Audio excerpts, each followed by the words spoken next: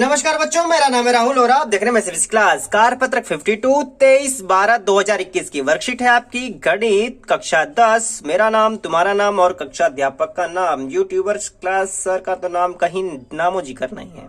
तिर्यक रेखा के गुण, गुड़ खाइए और गुड़ पढ़िए, ठीक है। तिर्यक रेखा के गुण।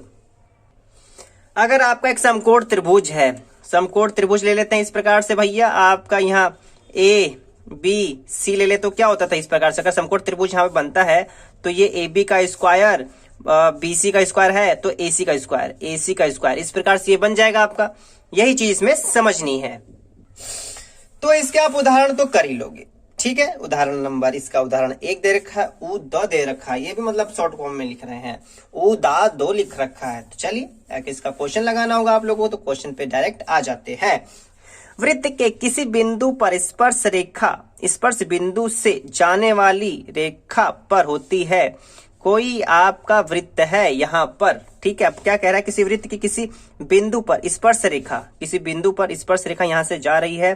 स्पर्श बिंदु से जाने वाली रेखा पर पहले से कोई बिंदु था और यहां से ये जा रही है, तो इस पर ये चीजें क्या होती है, वो लंब होती है। क्या? लंब।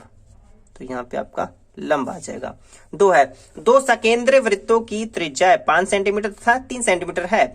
बड़े वृत्त की उस जीवा की लंबाई ज्ञात कीजिए जो छोटे वृत्त की स्पर्श करती हो। तो चलिए इसे एक बार बना लेते हैं। एक बार छोटा वृत्त बनाना है, एक बार बड़ा। तो छोटे जो वृत्त की जो त्रिज्या हो आपकी वो 3 सेंटीमीटर होगी और बड़े वृत्त की त्रिज्या होगी 5। अगर यहां से नाप लूं तो ये इस प्रकार से आपको सकेंद्र वृत्त बना लेना है। आपको प्रकाल से बनाना है ताकि देखने में सुथरा और साफ लगे और नंबर भी मिले आपको। तो छोटा वृत्त है वो आपका 3 सेंटीमीटर हो जाएगा, जो बड़ा है वो 5 सेंटीमीटर की त्रिज्या पर है, ठीक है। आपको जो छोटे वृत्त स्पर्श करके जा रहा है वही बताना है। अगर मैं ये निकाल लूं तो इसी का डबल कर दूंगा तो ये निकल जाएगा, समझ रहे हो ना। तो चलिए, तो सबसे पहले लिखेंगे क्या, 2 सकेंद्र वृत्त जिनका केंद्र O है, ए बी जीवा है, जो छोटे वृत्त की बिंदु M पर प्रतिच्छेद करती है। और आपका ए ओ बराबर 5 सेंटीमीटर, एम ओ बराबर 3 सेंटीमीटर, ओ एम लंब है ए बी पर। चलिए, त्रिभुज ए एम ओ में जैसे मैंने बताया वो पाइथागोरस प्रमेय बन रहा है। वहां पे ओ ए स्क्वायर बराबर A M square plus M O square, Pythagoras प्रमेय से। इसके बराबर 5, ये हमें पता नहीं है। इसके बराबर 3 है, 5 5 25, ए एम का एम, 3 3 9, ए एम का एम उधर 9 उधर जाएगा तो माइनस हो जाएगा, 25 - 9 तो 25 - 9 ए एम स्क्वायर, ठीक है। यहाँ पे घटा देंगे 16, 16 4 का स्क्वायर होगा तो यहाँ से स्क्वायर काट देंगे। ए एम बराबर आपका 4 सेंटीमीटर हो जाएगा, ठीक है। जबकि हमें ए एम नहीं चाहिए था, एम नहीं चाहिए था हमें। अब यहाँ से देखो ए एम आ गया 4, तो ये भी 4 होगा, 4 4 8। लेकिन इसको बताना कैसे, ऑप्शन वाले तो फटाक से कर दोगे, लेकिन थोड़ा सा यहाँ ध्यान देने वाली बात है। A M plus M B, ये भी 4 सेंटीमीटर, 4 सेंटीमीटर बराबर 8 सेंटीमीटर। जीवा की लंबाई 8 सेंटीमीटर। क्यों? ए एम बराबर एम बी, क्योंकि एम ओ लंब है ए बी पर। ये इतना लिख दोगे तब भी बहुत अच्छा रहेगा। तो यहाँ से क्वेश्चन नंबर 2 आपका समाप्त हो जाता है। तो इसमें क्वेश्चन नंबर 3 भी लगाना है। एक बिंदु Q से एक वृत्त पर स्पर्श रेखा की लंबाई 24 सेंटीमीटर तथा Q की केंद्र से दूरी 25 सेंटीमीटर है। वृत्त की त्रिज्या ज्ञात कीजिए।